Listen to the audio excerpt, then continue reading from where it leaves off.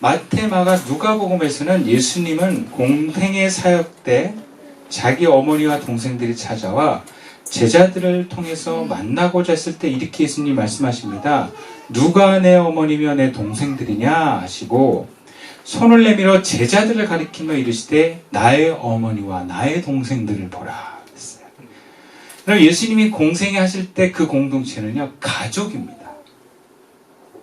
하나님의 말씀을 따라서 함께 그 길을 가는 사람들을 예수님은 나의 어머니고 나의 동생들이라 그랬어요. 예수님이 떠나가고 그 공동체는 제자에 의해서 유지가 되는 것입니다. 그렇다면 제자들도 그 말씀 안에서 함께 가는 그 구성원들을 향해서 나의 어머니고 나의 동생이고 나의 자녀가 되는 것입니다. 하나님의 뜻대로 하여 모인 공동체 사람들, 본문에서는 예수님의 십자가 곁에 선 사람들입니다.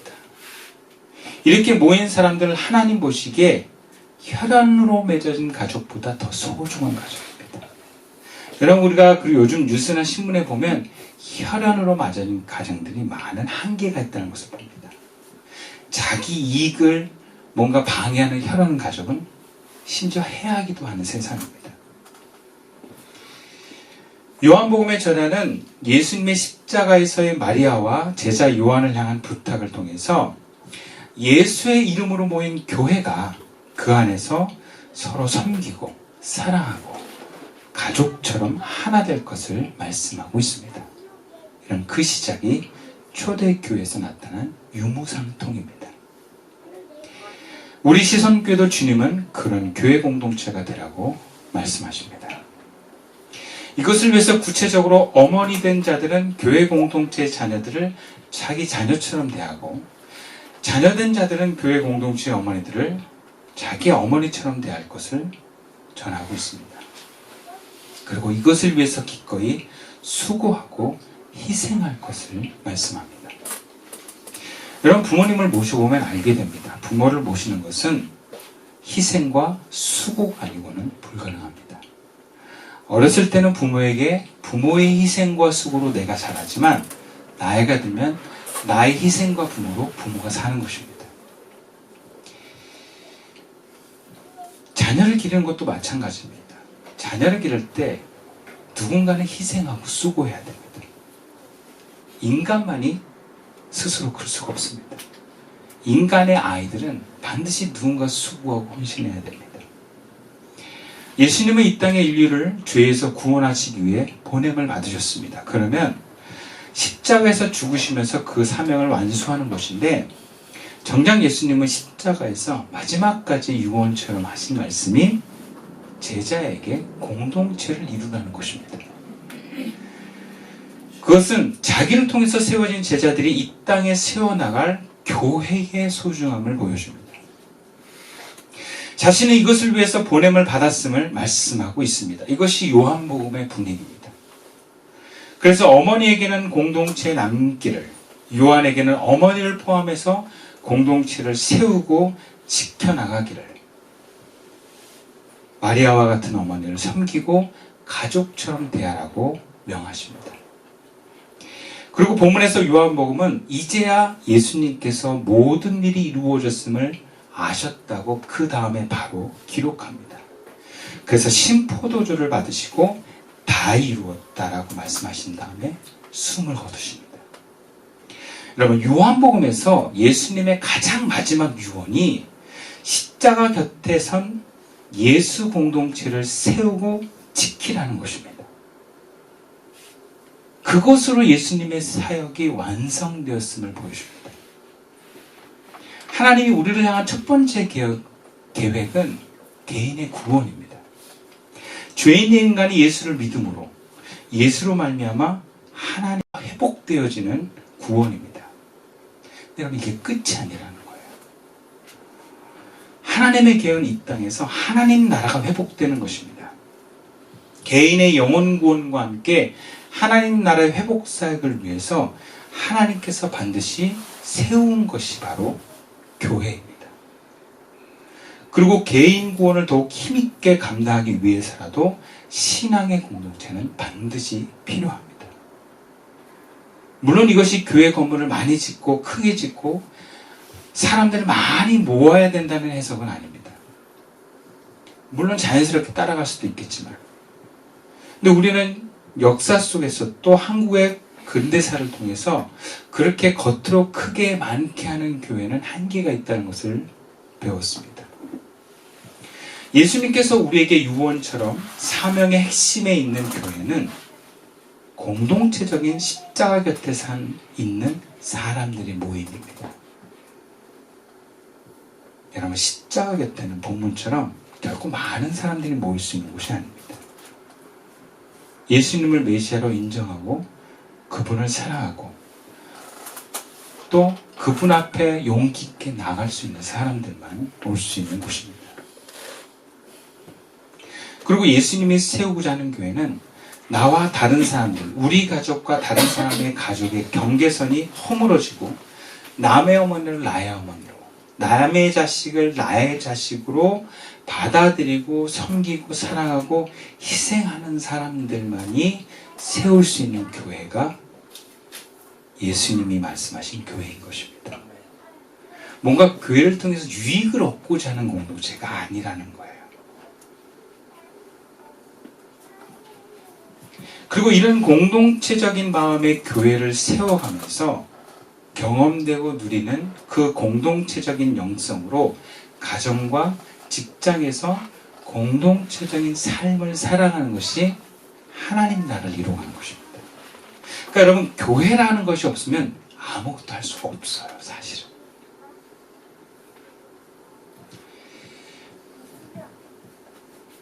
그리고 중요한 것은 모든 교회 공동체가 가족처럼 화목하고 하나님 나라가 되어지는 데는 누군가의 희생과 봉사가 아니고는 불가능하다는 거예요. 그럼 한국의 교회가 부흥하고 성장한 데는요, 목사님들의 뛰어난 설교도 있지만 더 큰 역할은 교회 권사님들 하신 겁니다. 권사님들이 그렇게 교회를 사랑하고 목사를 사랑하고 성도들을 사랑하는 그 사랑하는 마음이 교회로 사람을 몰아들이고 사람들이 교회에 정착하게 되면서 교회를 사랑하게 만든 거예요. 여러분, 사람들이 왜 교회를 사랑하겠어요? 물론 큰 의미에서는 하나님이 복을 주었다고 생각을 합니다. 그런데 교회를 사랑하게 된 가장 큰 이유는 교회에서 권사님들 사랑을 받아서 그런 거예요. 예수님이 핏값으로 세우신 교회는 가족 같은 공동체입니다. 하나님이 기뻐하시는 교회는 교회 안에서 남의 자식이 내 자식 같고 남의 어머니가 내 어머니 같아지는 것입니다. 오히려 혈연 가족보다 더 품어주고 사랑하는 사람들이 모인 곳이 되는 것이 바로 하나님이 기뻐하시는 교회입니다. 교회 안에서 내 가족 우선, 그 다음에 남의 가족이 아니라 모두가 내 가족이 되는 거예요. 그리고 다시 말하지만 교회에서 이러한 삶을 통해서 가정에서도 직장에서도 이런 공동체적인 삶을 사는 것이 주님의 뜻입니다. 이것이 하나님 나라 세워가는 것입니다. 근데 이것이 교회고 이것이 공동체라는 것을 우리는 아는데 이것을 세워가는 것은 말처럼 쉽지 않습니다. 워낙 우리가 마음의 경계선을 가지고 나 혹은 내 가족만 우리는 품고 받아들이는 데 익숙해 있습니다.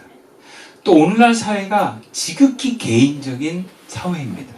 개인주의라는 문화가 우리의 세포와 몸을 지배하고 있습니다. 그래서 공동체적인 마음과 삶의 태도가 기본적으로 우리는 너무나 없습니다. 그래서 힘든 거예요.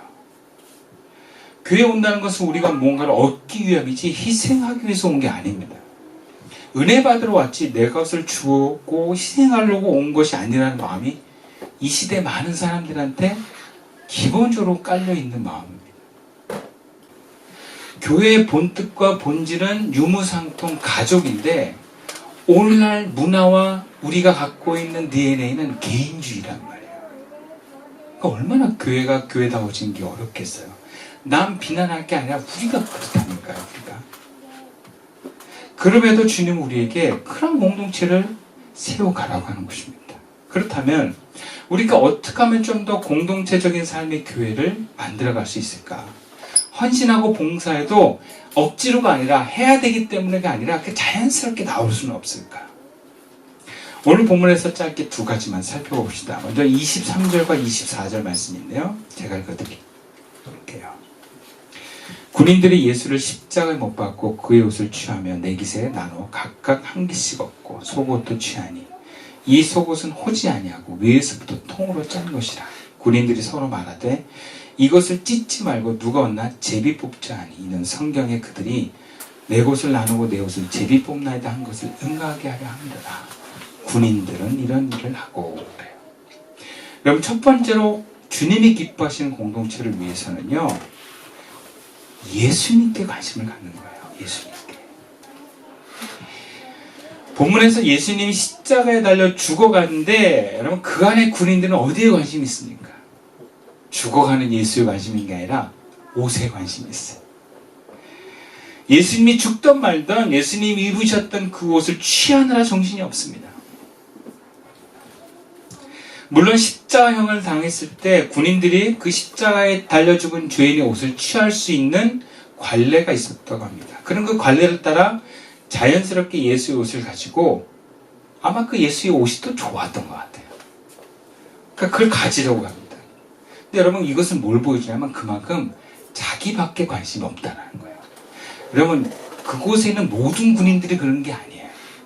그곳에 또 누가 있었냐? 백부장이 있었어요. 근데 백부장은요, 예수님을 바라봅니다. 그리고 예수님이 숨을 거뒀을 때 그는 진정 하나님의 아들입니다라고 고백합니다. 그러니까 십자가에 달린 예수를 바라보고 있으면 그분이 하나님의 아들임을 봅니다. 그래서 그분의 뜻이 우리 삶 가운데 이루어집니다. 근데 우리가 예수 옆에 있는데도, 예수 밑에 있는데도 우리는 그분으로부터 얻어질 것에 관심을 갖습니다. 교회에 왔는데 교회로부터 얻어지는 것에 관심을 갖는 거예요. 예수를 믿는데 예수를 통해서부터 얻어질 것에 관심을 갖는 거예요. 자기의 소유와 자기가 취할 것에만 관심 있는 사람은 예수님이 죽던 말든 상관없이 행동합니다. 예수님을 이용해서 자기 유익을 취하려고 합니다.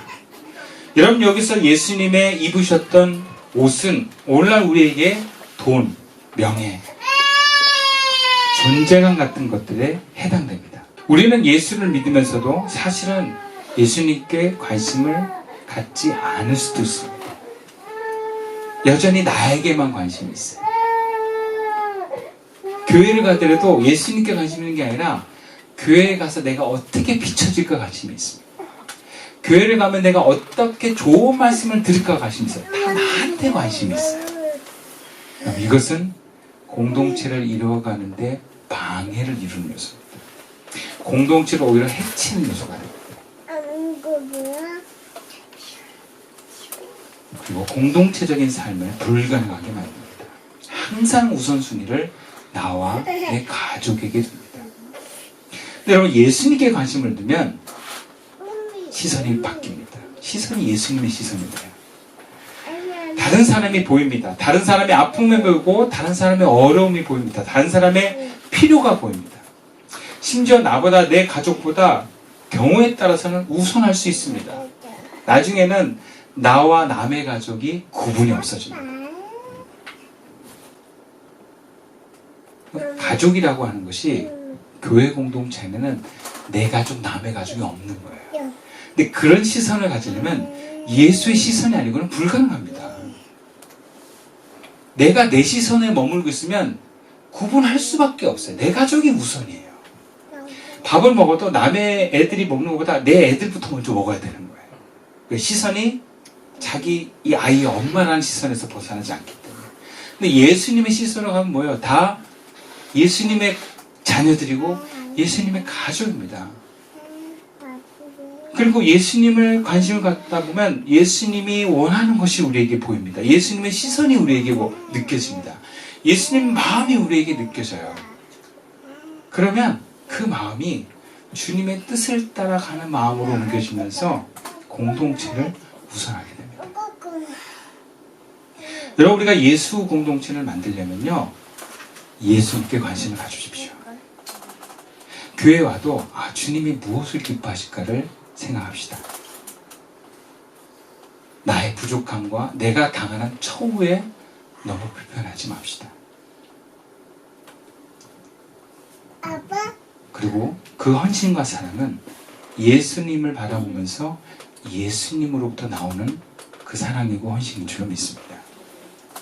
그래서 두 번째 공동체 삶을 위해서는요, 본문 26절과 27절의 말씀인데요, 예수께서 자기 어머니와 사랑하는 제자가 곁에 서 있는 것을 보시고 자기 어머니에게 말씀하시되 여자여 보소서 아들이니다 하시고 또 그 제자에게 이르시되 보라 내 어머니라 하신대. 그때부터 그 제자가 자기 집에 모시니라.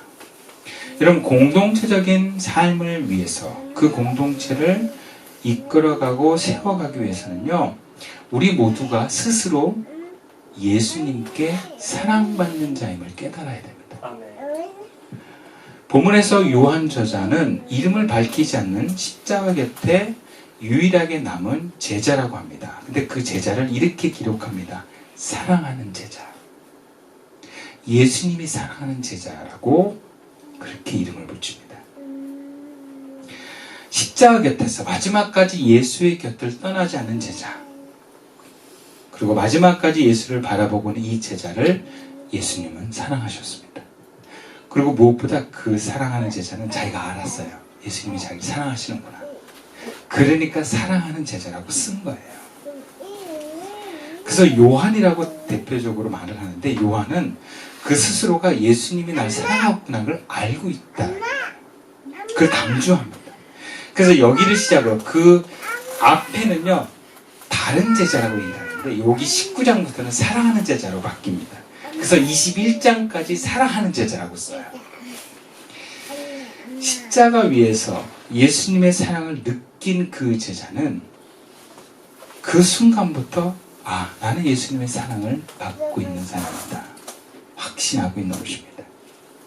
그리고 그 사랑을 확신하고 있는 제자에게 예수님이 자기 어머니를 부탁하는 것입니다.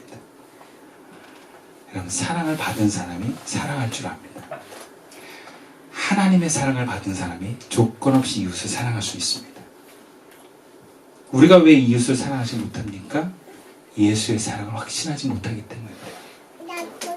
왜 우리는 내 가족, 나만 중요합니까? 하나님께 엄청난 사랑을 받고 있다는 걸 잊어버렸거나 믿지 못하기 때문입니다. 사랑이 부족한 사람일수록, 사랑을 많이 받았어도 그것을 깨닫지 못하는 사람일수록 남을 배려하는 게 약합니다. 여러분, 우리가 사랑을 많이 받았다는 것을 믿지도 않고 인지도 못하면 사랑을 못합니다. 공동체적인 삶을 위해서 갖춰야 될 가장 기본적인 마음이 이웃사랑인데, 사랑받았다는 마음이 채워지지 않으면 이웃사랑하는 게 힘듭니다. 문제는 우리는 예수님의 사랑을 받았다는 것을 머리로만 알지 삶으로 깨닫지 못하고 있다는 것입니다. 너무나 자기중심적이고 육과 감정에 둘러싸인 우리의 의식 수준에서는 예수님의 사랑을 잘 알지 못합니다. 예수님의 사랑은 몸도 감정도 아닌 사실은 영에서 느끼는 것이기 때문에, 몸과 감정에서 느끼는 수준에서는요, 대부분 예수님의 사랑을 뭘로 인지하냐면 물질과 성공과 주변 사람들과 인정, 아프지 않은 건강, 이런 것들에서 찾으려고 합니다. 그래서 뭔가 우리 자식들이 잘 되면 주님의 은혜가 많아서요. 뭔가 집을 사면 주님의 은혜로 집을 샀습니다. 병이 나오면 주님의 은혜로 복을 받아가지고 이렇게 병이 나았습니다. 여러분, 주님의 사랑은 우리가 자꾸 외부적이고 환경적인 것만 찾아요. 그러니까 그런 거 없으면 어떻게 해요? 하나님 나한테 왜 이러십니까? 이렇게 따지는 거예요. 갑자기 사랑이 변했다라고 생각해요. 그래서 하나님의 사랑을 받은 것을 믿지 못하거나 혹은 사랑을 안 주신다라고 하는 관점에서 교회를 떠나버리는 거예요, 사람들이. 상징적으로. 난 당신의 사랑을 못 믿겠다라는 거죠. 어떻게 당신이 날 사랑하는데 우리 아버지를 데려갈 수 있느냐? 사업을 망하게 할 수 있냐? 이렇게 따지는 거예요. 그런 것이 이루어지지 않으면 사랑이 아니라고 얘기하는 거예요. 물론 하나님께서는 보여지고 느껴지는 환경에서도 복을 줍니다. 그것으로 사랑을 표현합니다. 왜? 그것밖에는 그 사람이 알아들 수 없기 때문에. 그렇지 않은가요? 우리도 이웃을 사랑할 때 뭘로 표현합니까? 돈으로 표현하잖아요. 돈으로. 왜? 돈으로 그 사람이 사랑을 알아들으니까. 근데 돈이 아니어도 그 사람이 내 사랑을 알아들을 수 있다면 굳이 돈이 아니어도 되는 것입니다. 자식이 부모의 돈으로만 그 사랑을 아는가요? 그렇지 않아요. 말 한마디로도 알고요. 느낌으로도 압니다. 아, 부모가 나를 사랑하는구나. 존중하는구나.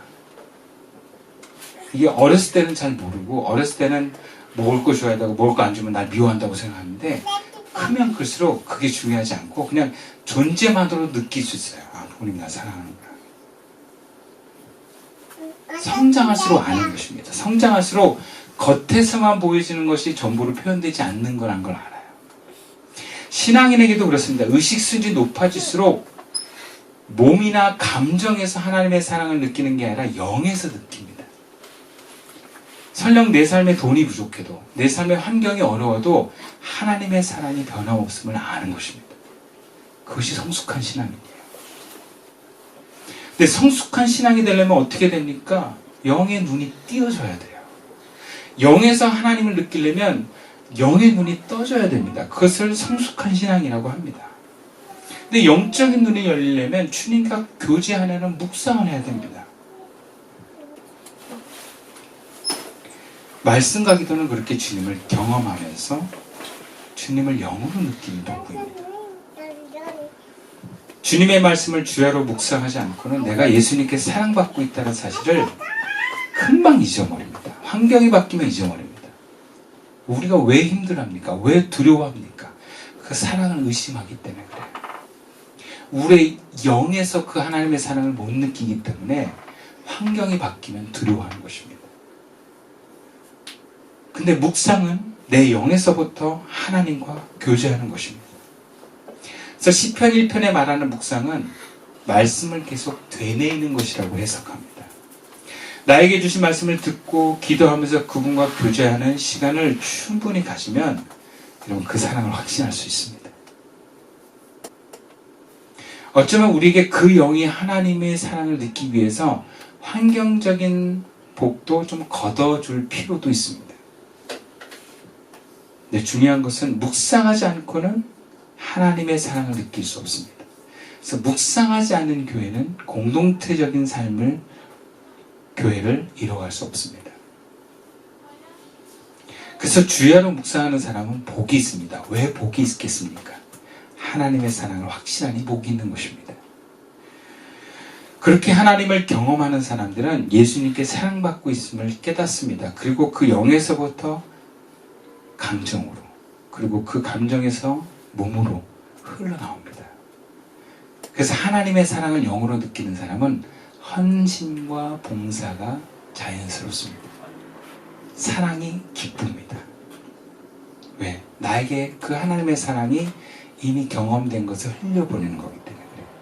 여러분, 내가 통로가 돼서 사랑이 흘러가잖아요. 그러면 나는 시냇가에 심은 나무처럼 잎이 푸르고 열매를 맺습니다. 여러분, 그것이 복입니다. 내가 하나님의 공동체를 만들어가는 것은 그래서 복이 있는 사람입니다. 이것이 하나님의 나라입니다. 그리고 그 하나님의 나라의 마음으로 우리 각자의 개인의 가정과 직장에서도 그 사랑을 이뤄나갈 수 있기를 주님의 이름으로 축원드립니다. 기도드리겠습니다.